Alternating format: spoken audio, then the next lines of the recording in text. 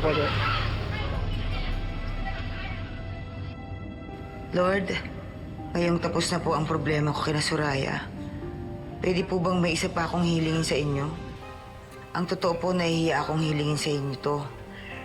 Kasi kung tutuusin, ako po talagang may kasalanan. Ako pang nang iwan sa anak ko. Pero sobra ko pong pinagsisihan ng ginawa ko. Gabi-gabi po, hindi ako makatulog sa kakaisip kung nasa ng anak ko. Kung ligtas ba siya o buhay pa siya. Kaya Lord, huling-hiling ko na po ito sa inyo. Kung sa tingin po ninyo, karapat-dapat ko pa pong makita ang anak ko, sana po mahanap ko na siya. Kasi hindi ko na po alam kung magiging masaya pa ba ako kung tuluyan ko nang hindi ko siya makikita.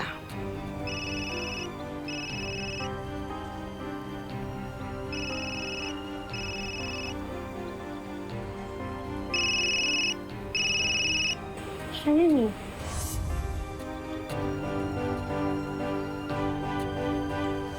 Yung babaeng palagi nagpupunta dito.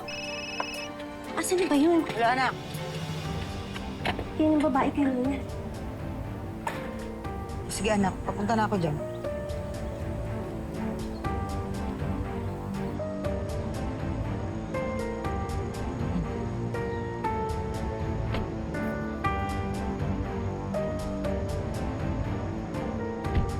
Miss, sandali!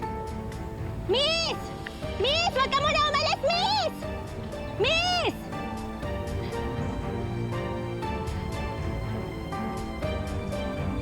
Sayang, hindi ko nabigay kong contact number ng babae kanina. Mukhang pareha silang naghahanapan ng babae. We have reviewed the patient's lab results and everything points to a trauma-induced catatonia. Hindi siya makagalaw dahil sa trauma, injury na nakuha niya. Hindi din siya makakain at hindi makapagsalita. What are her chances? Is she gonna be like that forever? Well, based on our assessment, maaaring maging permanent na ang condition niya. Thank you, Doc. Excuse me.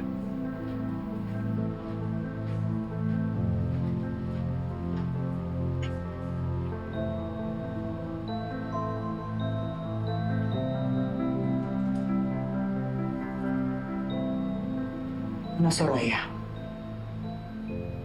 Ano pakiramdam ng helpless? Yung walang kalaban-laban? Di ba yan ang gusto mo sa pamilya ko? Dininig ka ng Diyos. Kaya dinoble ang karma mo.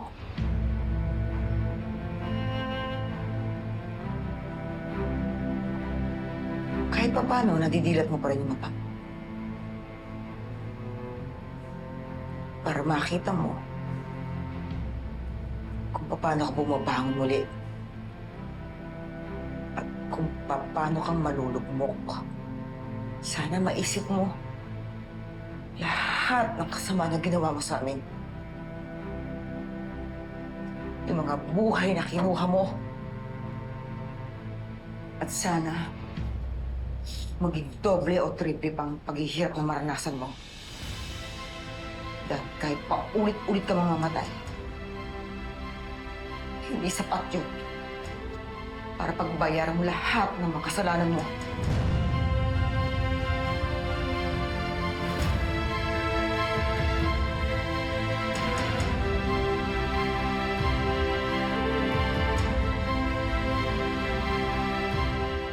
Ma'am, sir, ito na po yung order nyo.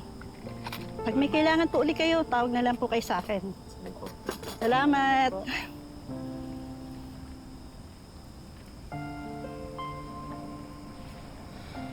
Yung text na naman ba ni Kuya yung iniintay mo dyan? Hindi ah. Ang inaantay ko mag-message, yung babaeng nakausap ko dun sa lumang bahay. Kasi umaasa pa rin ako na alam niya kung nasan yung nanay ko. Yun. Gusto mo, ito na lang tayo tumambay sa lumang bahay? Pwede tayo mag-abang doon. 24/7, walang tulugan. OA mo. Siyempre, ayoko mapagbintangan kaya tayo magnanakaw, tapos makakulong ako, makakita ko na naman si Soraya. No. I'm just kidding. Alam mo naman, gusto ko na lagi kang nakangiti. Pagtaka ng bolo pa eh. Hindi, pero seryoso ha. Maraming salamat kasi nandiyan ka palagi para damayan ako. Alam mo, partner na talaga kita. Solid partner. Take it. Hmm. Paano kung ayaw ko na partner lang tayo?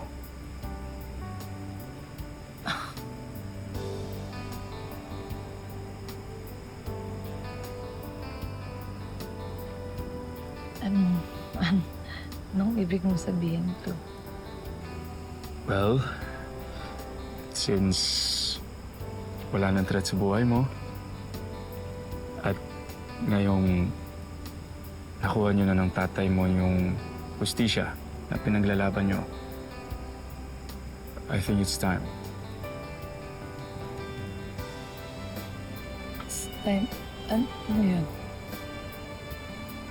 I think it's time na tuloy ko na yung panliligaw ko sa'yo.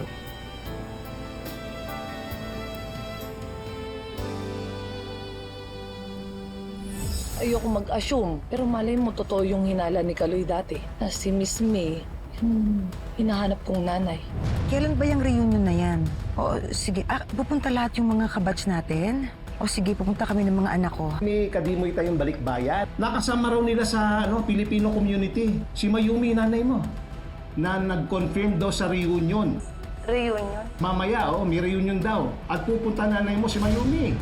Sa wakas, magkikita na kayo.